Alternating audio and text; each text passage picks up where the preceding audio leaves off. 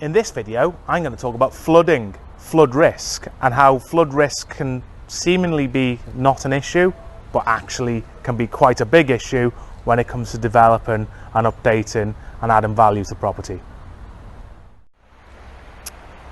So flood risk is a really bizarre subject. It's not something I was particularly knowledgeable about, but I've had to become knowledgeable about recently because I'm trying to develop a commercial premises into a combination of commercial and residential. And that involves me extending out the back and building up an extension to enable me to put flats at the back and above the property. And I've had a real problem with that in this area. Now, just to my right here, we've got a river. And again, you can see it is a good 20 to 30 foot drop down to the river. And it's even got a nice trolley in the river just to add that, authentic effect. But it's basically a long way down. To my left here, we've got the canal, and you can see the canal has a drop of roughly 20 to 30 foot down to the river. So, to my mind, for the canal to flood, it would require this river to be backed up and then flood itself. The reason for that, just along here, there's a sluice. The canal goes down to the river. So that would require the river to be in flood by over 30 foot.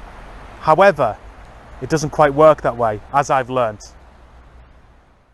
Okay, so we've just walked no more than 60 seconds along the canal path and then just come into the car park near the canal. This building behind me, just over my shoulder, I purchased. It's a commercial premises, so that window, the two small windows in that middle floor, that is the retail space. It's currently split into two shops. So I wanted to go above, so go one level up and come out and back down again to ground level where we are now. So that would have given me 3 stories. There are already 3 stories, but the basement, the part of the middle, and then the top would be residential. And if we just spin the camera around, you can see that's exactly what's been done on this building here, probably about 30 or 40 years ago. So I put my planning application in for that very reason, to build that. Obviously I've got the land all the way up to the end of this wall.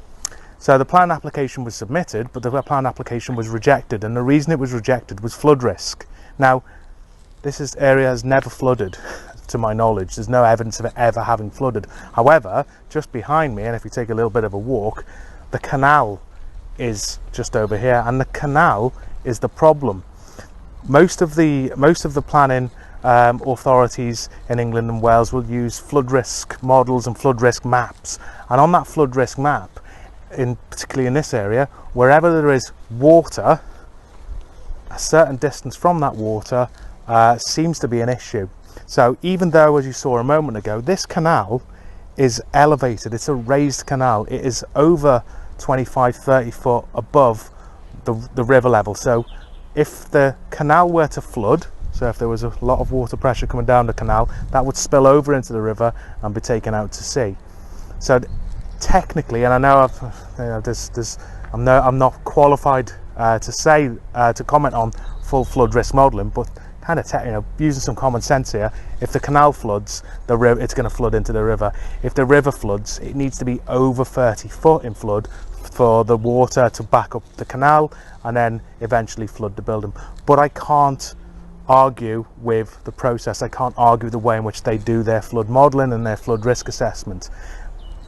What I've had to do with this property is slightly change it again. So again, if we just look at the property, rather than building out, so I'm actually using the ground that is not currently developed, I can build up, and I should hopefully be successful in doing that. My planning application is pending, but by building up and not affecting the water table. And that's really the concern, is that if I displace water or if I cause water not to flow freely, then that could cause flooding risk. So that's how I intend to get around it. But it's just really amusing, isn't it? Because if you think about what's got to happen here, again, if you look at the canal, that canal, if it floods, has a 30 foot drop into a river, which then flows out to sea. So the canal would need to be completely overwhelm the river, or the river, which is just a bit further down, would need to be 30 foot in flood, which would then mean that we would have most of the city of Swansea underwater. But even despite all of that, and despite the fact that I've done flood modelling and flood risk assessments, I still can't get that planning through. So I have to think a little bit differently about how I redevelop that particular premises, that commercial, to get that residential element, which gives it its uplift. that's it from me. I hope you enjoyed the video. I hope you can see the frustration and the madness in my body language. It's crazy, but I've got to get around it. If you like this sort of video, if you want to learn more about me and my weird and wonderful property journey, please like and subscribe, and you'll catch me in a future video.